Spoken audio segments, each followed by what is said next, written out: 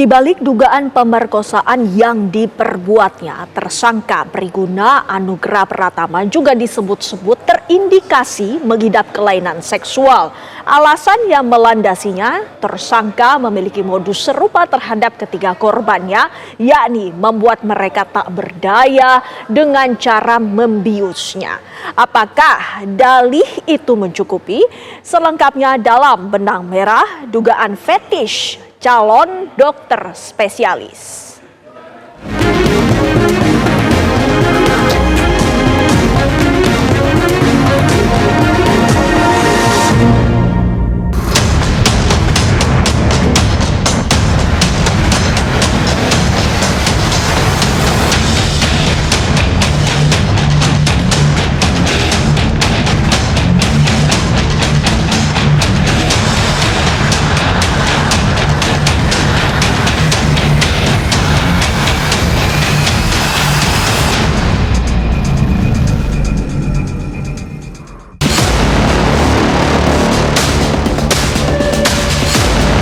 Briguna Anugrah Pratama menuai badai masalah akibat perbuatan tercelanya.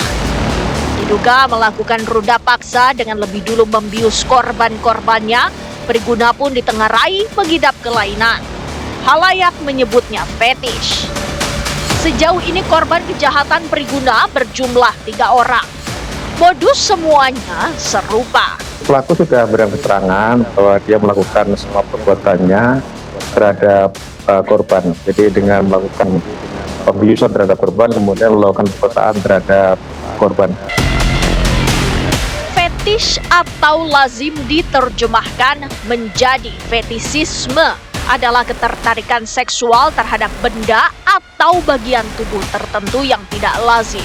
Fetish adalah bagian dari parafilia. Pada dasarnya, parafilia adalah penyimpangan seksual yang ditandai dengan rangsangan seksual yang tidak wajar. Bentuknya bisa macam-macam. Selain fetish, ada juga pedofilia, eksibisionis, hingga sadisme. Fetish itu salah satu dalam kategori gangguan parafilia. Parafilia itu adalah penyimpangan seksual di mana seseorang itu merasakan dorongan seksual, hasrat gitu ya, perilaku, fantasi kepada objek-objek yang tidak biasa gitu. Nah, kalau kita bicara tentang fetish, seseorang itu punya dorongan seksual, fantasi, kemudian image bahwa dia tuh tertarik atau terangsang secara seksual pada benda-benda yang tidak hidup atau organ tubuh yang non-genital. Jadi bisa aja yang fetishnya misalnya sangat terangsang, teraroused secara seksual ketika misalnya ngelihat tumit. Itu bukan organ genital gitu. Tapi buat beberapa orang itu bisa kemudian menimbulkan dorongan seksual. Meski pada kasus Briguna ditengarai ada indikasi mengarah ke kelainan, namun tak boleh gegabah menyimpulkan. Butuh pemeriksaan mendalam untuk memperoleh bukti yang benar-benar valid. Jadi untuk motif dari pelaku PAP ini, pada saat kita lakukan pendalaman, pemeriksaan terhadap tersangka, bahwa tersangka PAP ini mengakui atau menyatakan bahwa yang bersangkutan suka tantangan.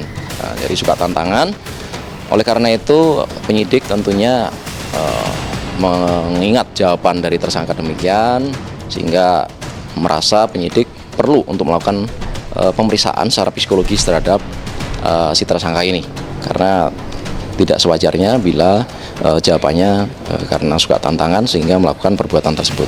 Nah, kalau benar seperti apa yang berita yang beredar bahwa fetishnya ini terhadap orang yang pingsan, ya, orang yang pingsan itu apa sih kondisinya tidak berdaya, tidak mampu melakukan perlawanan.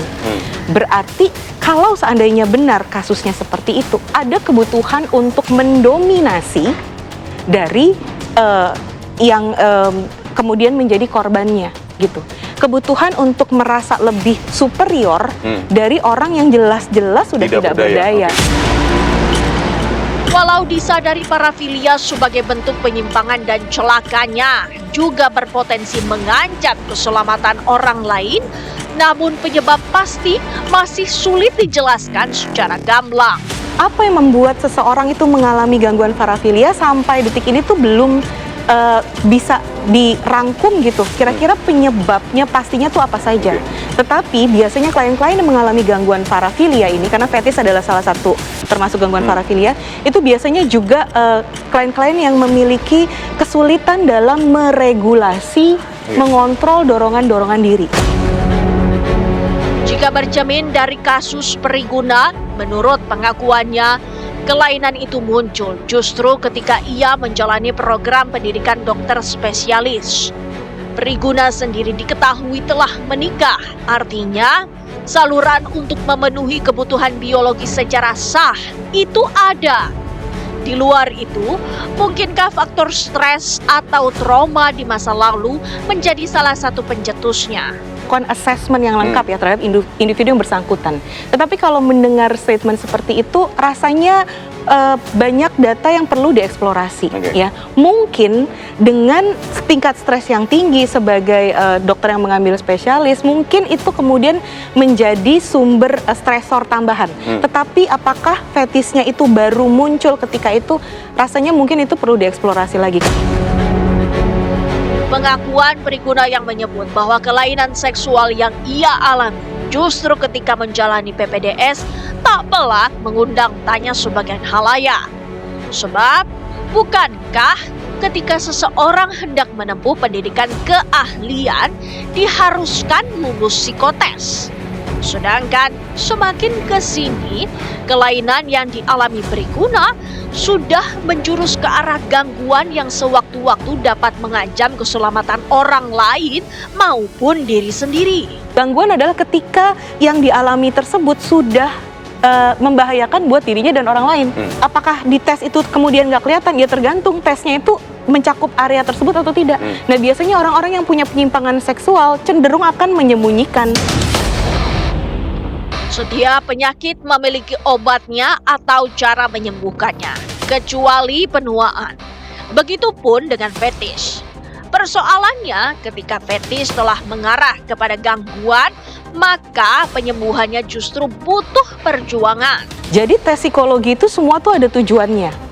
Nah, saya nggak tahu apakah yang dilaksanakan pada saat mau masuk kedokteran dan sebagainya itu kemudian mencakup area tersebut. Karena kalau kita bicara tentang preferensi seksual ya, bisa saja seseorang punya fetis tetapi belum tentu gangguan. Ketika itu sudah mengganggu fungsi kehidupan dan sudah membahayakan untuk dirinya dan orang lain.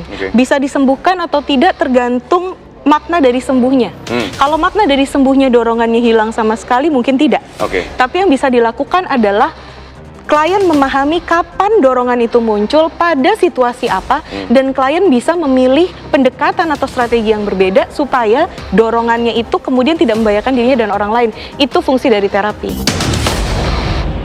Entah apa yang kini menyesaki benak Periguna Anugrah Pratama menyusul berentengnya persoalan yang membelitnya. Ia pun harus menyisihkan ruang kosong di kepalanya agar tetap sanggup berpikir jernih saat menjalani proses hukum selanjutnya.